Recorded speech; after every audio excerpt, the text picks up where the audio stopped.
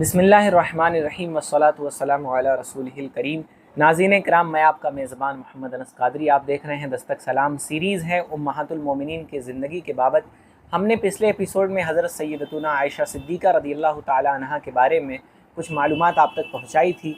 आज की सीरीज़ में हम बात करेंगे उम्मुल मोमिनीन हज़रत सैयदा हफ्सा बिनते उमर रदियल्लाहु ताला अन्हुमा के बारे में। आप रदियल्लाहु ताला अन्हा का ताल्लुक़ अरब के एक नहायत ही मुअज़्ज़ज़ और शरीफ कबीले कुरैश की शाख बनी अदी से है। आप अमीरुल मोमिनीन हज़रत सैयदना उमर बिन ख़त्ताब रदियल्लाहु ताला अन्हु जो मुसलमानों के दूसरे खलीफा हैं, उनकी साहबजादी हैं। आपकी वालिदा का नाम ज़ैनब बिनते मज़ऊन है, जो एक मशहूर सहाबिया हैं। हुज़ूर सल्लल्लाहु ताला अलैहि वसल्लम के ऐलान नबुव्वत से 5 साल पहले जब अहले कुरैश बैतुल्लाह शरीफ की तामीर में मसरूफ़ थे, यानी काबा शरीफ की तामीर कर रहे थे, उसी वक्त हज़रत उमर रदियल्लाहु ताला अन्हु के घर हज़रत हफ्सा की विलादत होती है।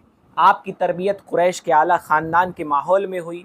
वालिद मोहतरम हज़रत सैयदना उमर बिन ख़त्ताब रदियल्लाहु ताला अन्हु और वालिदा हज़रत सैयदतुना ज़ैनब बिनते मज़ऊन के दरमियान की आगोश मोहब्बत में आप परवान चढ़ी। आपको एक इस्लामी माहौल मिला, चूँकि हज़रत उमर रदियल्लाहु ताला अन्हु नबी अलैहिस्सलाम पैगम्बर इस्लाम हज़रत मोहम्मद सल्लल्लाहु अलैहि वसल्लम से काफ़ी करीब रहने वाले सहाबियों में शामिल हैं। बहरहाल हज़रत हफ्सा रदियल्लाहु ताला अन्हा हुज़ूर अलैहिस्सलाम की मुक़द्दस बीवी और उम्मत की माओ में शामिल हैं। हज़रत हफ्सा आप बड़ी बुलंद हिम्मत, बड़ी सखावत शिआर और हक़ गोई, हाजिर जवाबी और फ़हम व फ़िरासत में बड़ी मशहूर थीं। आपने कहा जाता है कि आपने अपने वालिद बुज़ुर्गवार हज़रत उमर रदियल्लाहु ताला अन्हु का मिजाज पाया था। आप कसरत से तिलावत कुरान मजीद करती, रोज़े रखती और तमाम शब व रोज़ आप इबादत व रियाज़त में मसरूफ़ रहती। हुज़ूर सल्लल्लाहु ताला अलैहि वसल्लम से आपका निकाह 20 साल में हुआ, जब हज़रत हफ्सा रदियल्लाहु ताला अन्हा बेवा हो गई। जब इद्दत वफ़ात गुजार चुकी तो आपके वालिद हज़रत उमर रदियल्लाहु ताला अन्हु को इस बात की फ़िक्र हुई कि अपनी बच्ची की दूसरी शादी करा दी जाए, ताकि उसकी आने वाली ज़िंदगी आसान हो जाए। बहरहाल इसके कुछ दिन बाद हुज़ूर सल्लल्लाहु अलैहि वसल्लम ने हज़रत हफ्सा को निकाह का पैगाम भिजवाया। हज़रत उमर ने हज़रत हफ्सा का निकाह हुज़ूर सल्लल्लाहु ताला अलैहि वसल्लम से कर दिया।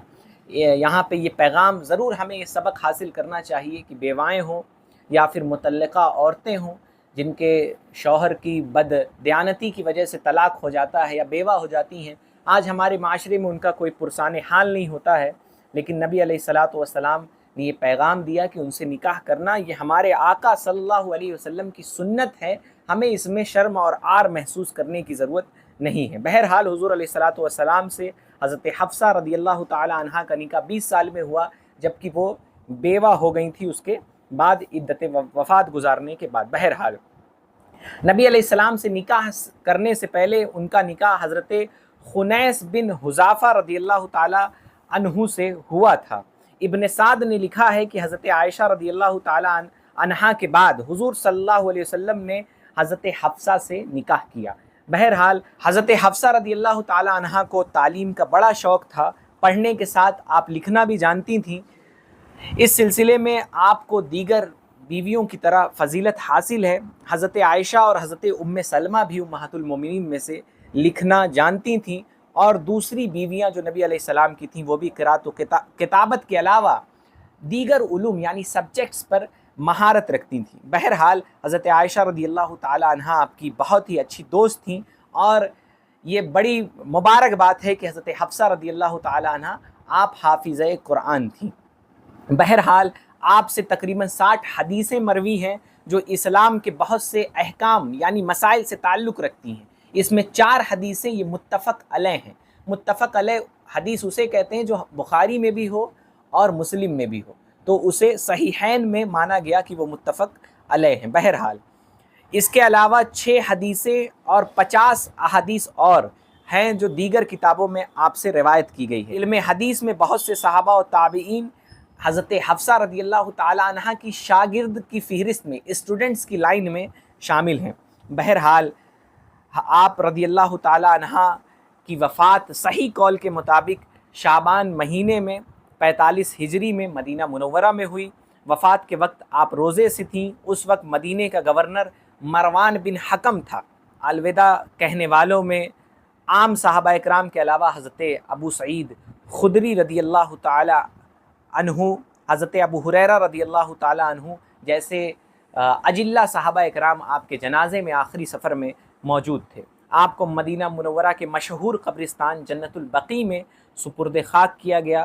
تدفین کے لیے حضرت حفصہ رضی اللہ تعالی عنہ کے 2 بھائی حضرت عبداللہ اور عاصم رضی اللہ عنہما، بھتیجوں میں سے حضرت عبداللہ بن عبداللہ، حضرت سالم اور حضرت حمزہ آپ کی قبر مبارک میں اترے اور آپ کو سپرد خاک کیا گیا۔ وفات کے وقت آپ کی عمر مبارک 60 یا 63 برس تھی۔ اللہ تعالیٰ کی بارگاہ میں دعا ہے کہ مولا کریم ہماری امت کی ماؤں بہنوں کو ان صالحات امت کی مزید زندگی پڑھنے اور اس کے مطابق اپنی زندگی گزارنے کی توفیق عطا فرمائے۔ امید ہے کہ یہ سیریز آپ پسند فرما رہے ہوں گے۔ اپنے قیمتی آراء، مشوروں یا کوئی مذہبی سوال ہو تو اسے کمنٹ باکس میں ضرور لکھ کر ہمیں بھیجیں، تاکہ آپ کے مشورے پا کر ہم اپنی ویڈیوز کو مزید بہتر کر سکیں، اور کوئی سوال ہو تو اس کا جواب قرآن و سنت کی روشنی میں آپ تک پہنچا سکیں۔ اللہ تعالی ہم سب کو عمل کی توفیق عطا فرمائے۔ استغفر اللہ ربی من کل ذنب واتوب الیہ۔ محمد انس قادری، دستک سلام، گورکھپور۔